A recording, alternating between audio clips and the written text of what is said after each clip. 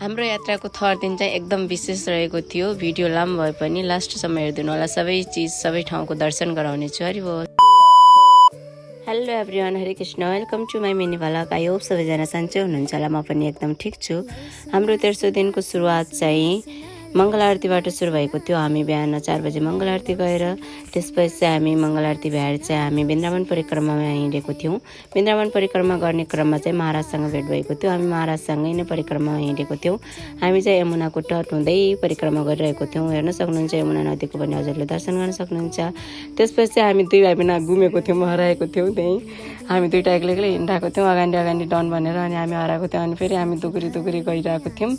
अनि हामी फेरि दुईवटा हराइहाल्ने के बिच जहाँ मन्दिर जे भेट्यो, जस्तो जे भेट्यो त्यही छिरिहाल्थ्यौँ। अनि भगवानको दर्शन गर्न गइहाल्ने दुईवटा फुत्तो छिरेर। अनि फेरि बाटोमा चाहिँ अनिरुद्ध आचार्य महाराजको त्यो भजन कुट्यो कि उहाँ बस्ने त्यो भवन देखिहाल्यौँ हामीले, बाहिरबाट बोर्ड देख्यौँ। अनि फेरि हामी त्यहाँ छिरिहाल्यौँ। यत्रो लाइन थियो गाइज, हेर्नु यत्रो लाइन थियो। हामी त्यत्रो लाइन लागेर पनि त्यहाँ हामीले महाराजको दर्शन गरेर हामी फर्क्यौँ कि हामी त डनै हो वास्तवमा भन्नुपर्दा। हामी चाहिँ दर्शन गरेर फर्किसकेको थियौँ त्यतिखेर दुईवटा। हामी त्यहाँ भिडियो फोटोसोटो खिच्न डर मान्यौँ, हामी सानो थियौँ नि त, त्यही भएर।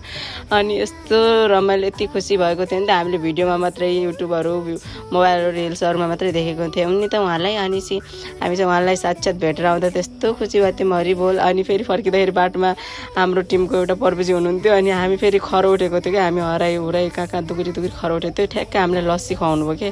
अनि त्यसपछि हामी फेरि त्यहाँ परिक्रमा भ्याएर चाहिँ हामी फेरि इस्कन टेम्पलमा आएर फेरि हामी गौशालामा गयौँ सबैजना। अनि गौशाला गयौँ। त्यहाँ चाहिँ पहिला यो ठाउँसम्म चाहिँ यमुना नदी हुनुहुन्थ्यो अरे।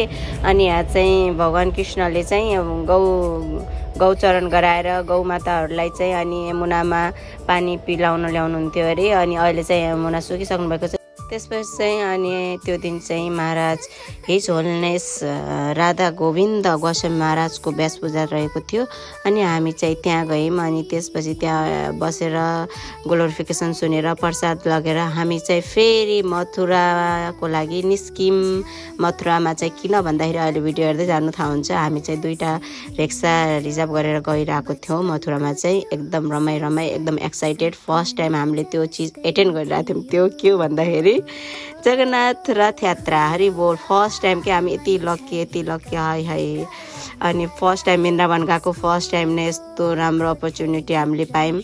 अनि मलाई त लास्टै खुसी लागेको थियो। भगवान्को कृपाले नै मलाई यसरी यो टाइममा बोलाउनु भयो जस्तो फिल भइरहेको थियो। हजुरहरूले पनि दर्शन गर्न सक्नुहुन्छ रथ यात्रा।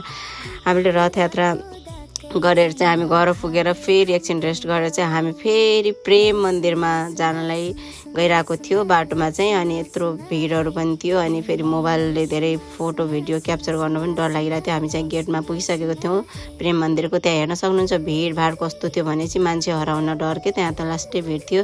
यसरी हात समाती गइरहेको थियो हामीहरू चाहिँ, माताजीहरू हराउनुहुन्छ भनेर हामीहरू चाहिँ। अनि त्यसपछि अनि लास्टै के भिड भन्नुहुन्छ, सबसे धेरै भिड भने थर्ड दिनमा यही होला कि हामीले अब रथ यात्रै भइहाल्यो। अनि यस्तो भिड थियो। अनि हामीले यहाँ सबै नै हेऱ्यौँ। अनि यहाँ चाहिँ अलमोस्ट वृन्दावनमा जति अब एकै ठाउँमा सबै चिज छैन नि त, यति टाढा छ सबै चिज।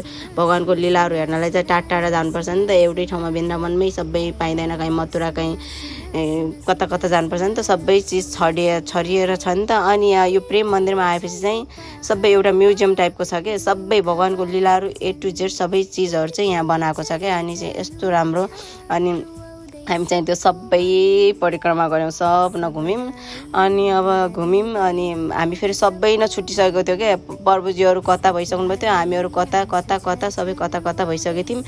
9 बजेपछि चाहिँ त्यो प्रेम मन्दिरभित्र चाहिँ बस्न दिँदैन थियो। अनि गार्डले चाहिँ हामीले लखटी राख्नुभएको थियो सबैजनालाई। अनि त्यसपछि हामी चाहिँ त्यो हेर्नु न सबैकै कृष्णको लीलाहरू गोवर्धन उठाउनु भएको।